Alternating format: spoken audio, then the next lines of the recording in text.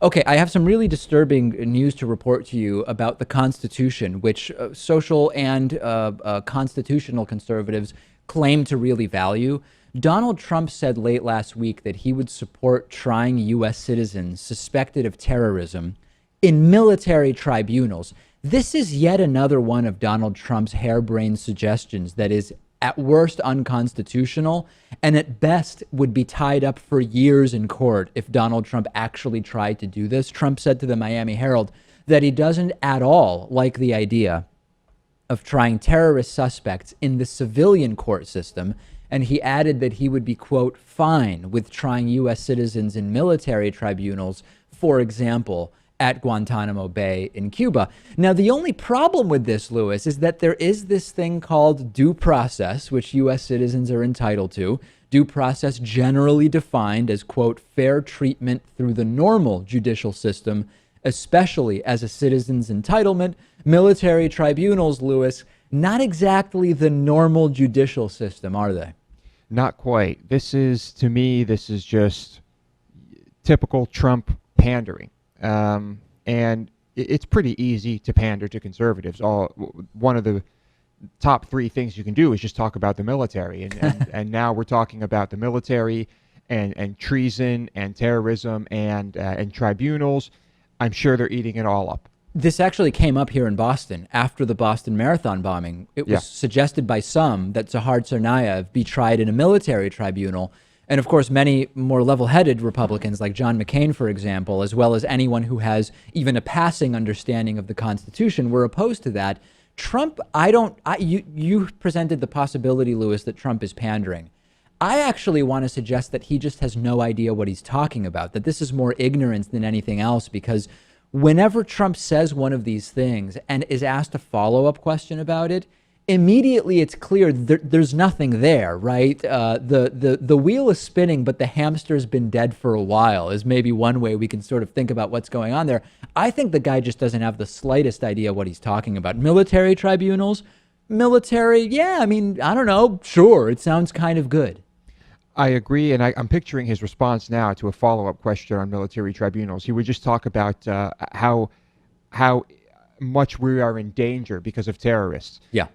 But I would say that the two, about just being clueless and pandering, are not mutually exclusive. No, and there's a big overlap. If we imagine the Venn diagram of both pandering and being clueless, there's actually pretty significant overlap there.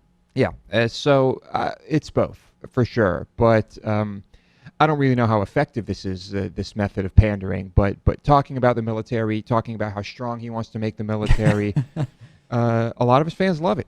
I like when Trump says something completely off the wall like this that would make you question even his mental stability.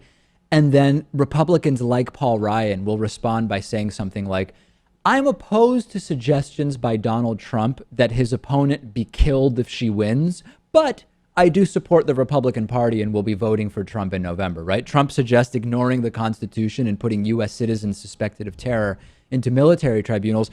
I support the Constitution and the rights afforded to all by it. And Donald Trump's comments are not representative of the Republican Party, but I will be supporting Donald Trump in November as he is the best option for our country. Every time one of these comments is made, there's some slightly reasonable Republicans who say, these are dangerous comments that I disavow, but we've got to keep Hillary out of the White House. And I will be supporting Donald Trump in November. There's a lot of those people. There's a lot of that sentiment. And unfortunately, we're stuck in this two-party system. And can you imagine if Hillary Clinton suggested ignoring the U.S. Constitution in this way? The entire right-wing apparatus, including establishment Republicans and right-wing media, would say that that statement alone disqualifies Hillary at large, right? Big picture, from being president of the United States. Trump says it offhandedly. Sure, let's just put citizens into military tribunals. Barely a blip on the right-wing media radar.